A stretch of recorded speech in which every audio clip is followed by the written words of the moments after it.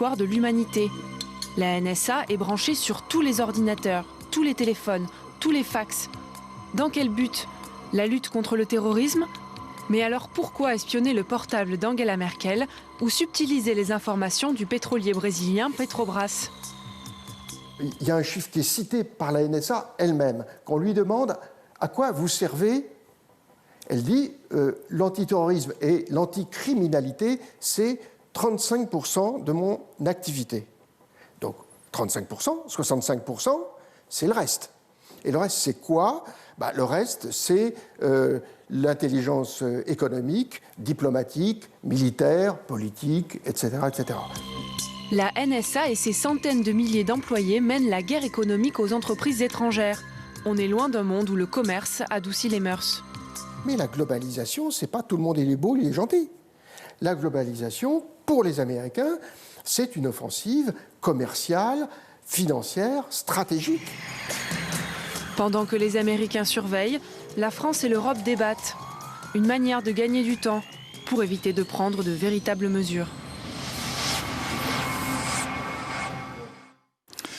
2 ans après les révélations d'Edward Snowden, les grandes oreilles américaines poursuivent leur besogne.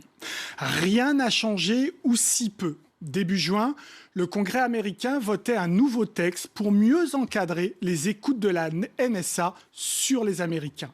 En Europe, on apprenait au printemps 2015 que les services de renseignement allemands espionnaient des entreprises européennes pour le compte des services américains.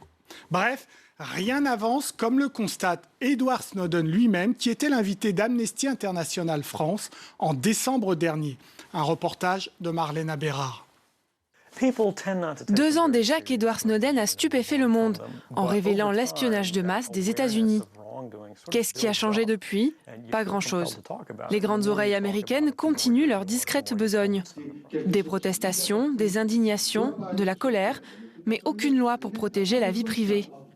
L'ancien agent de la CIA et de la NSA était l'invité d'Amnesty France en décembre 2014, entre déception et espoir. Ce que je peux dire, c'est que ces systèmes continuent à être utilisés aujourd'hui dans beaucoup de pays du monde occidental. Et la situation a empiré, que ce soit aux États-Unis, au Royaume-Uni ou ailleurs. Mais on voit que ces mesures commencent à être questionnées et critiquées. Jusqu'à présent, non, je ne crains pas, mais je sais qu'effectivement, il y a une machine infernale qui est enclenchée.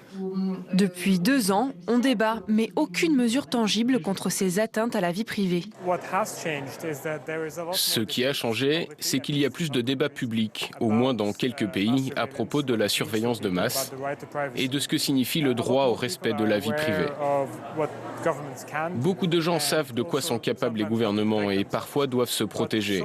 Mais pour l'instant, et c'est regrettable, il y a eu beaucoup de réticences lorsqu'il s'agit de renforcer les lois pour plus de sécurité en ligne.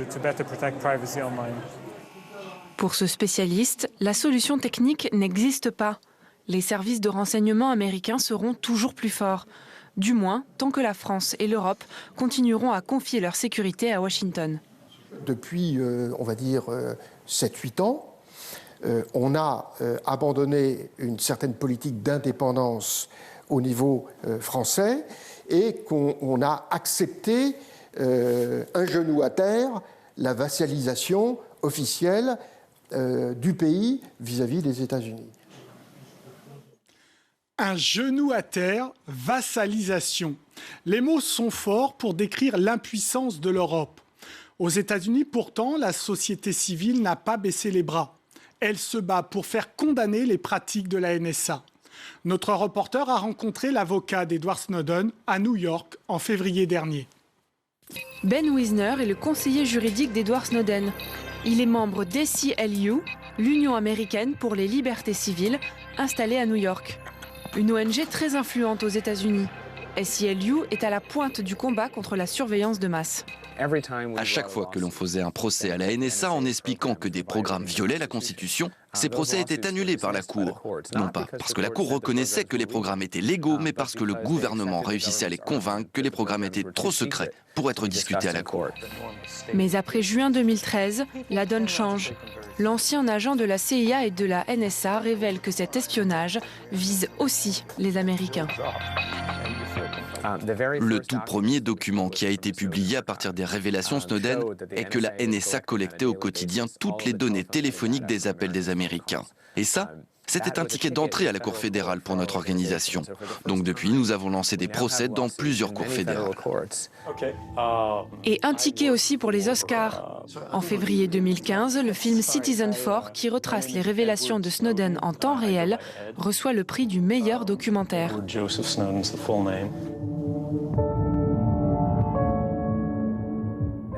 Je pense que le public qui a vu ce film est maintenant conscient des risques à long terme que les programmes de surveillance de masse peuvent entraîner dans les sociétés libres.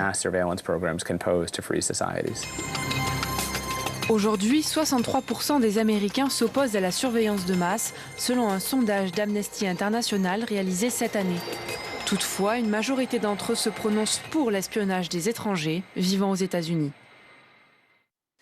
D'après un sondage d'Amnesty International publié en mars 2015, l'opinion publique internationale se prononce clairement contre cette surveillance de masse.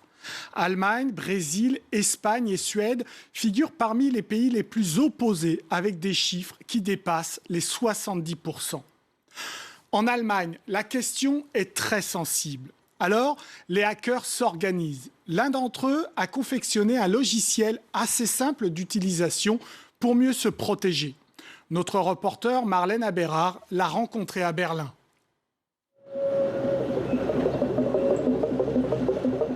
Detect, c'est lui.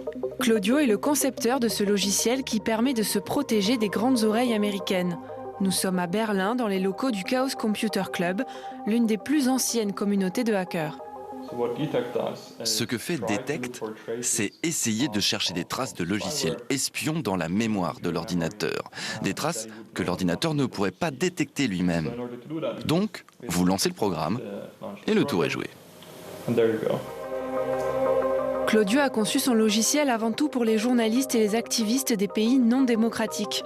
Il a donc été surpris par son impact. Je m'attendais à ce qu'un public particulier l'utilise. C'est-à-dire des gens pris pour cible dans certains pays.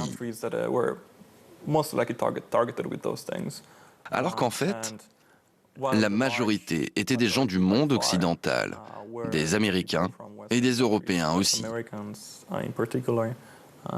Le site internet a reçu à peu près 1 million de visiteurs uniques en une semaine. C'est beaucoup plus que ce que j'espérais.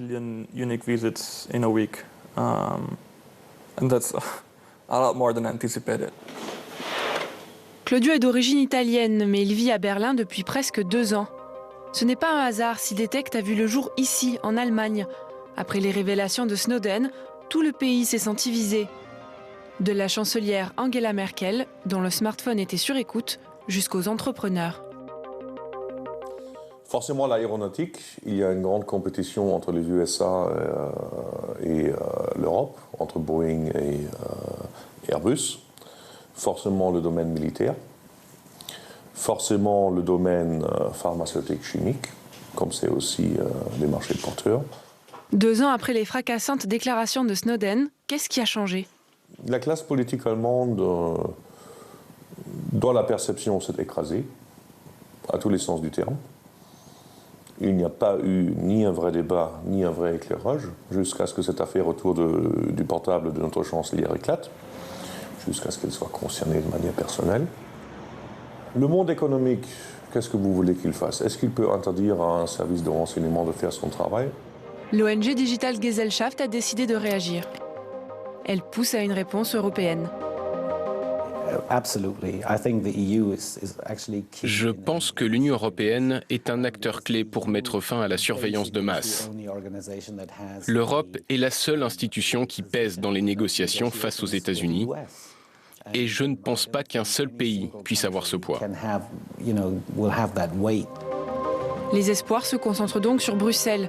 Pour le moment, la réaction de l'UE se limite à un rapport du Parlement européen.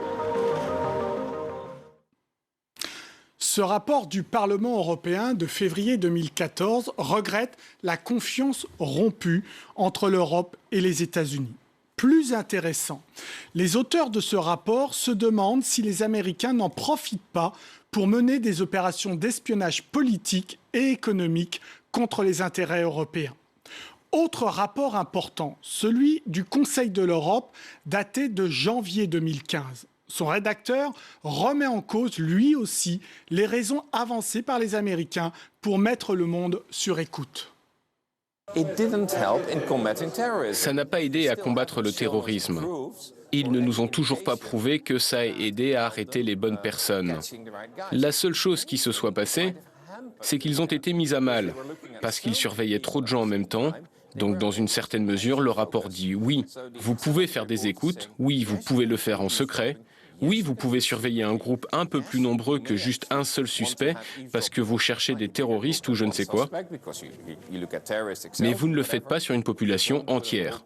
D'abord parce que c'est trop envahissant, et surtout parce que c'est inefficace. Inefficace. Alors pourquoi poursuivre la mission de Big Brothers? Dossier à suivre donc. Voilà, l'émission est terminée. Merci de l'avoir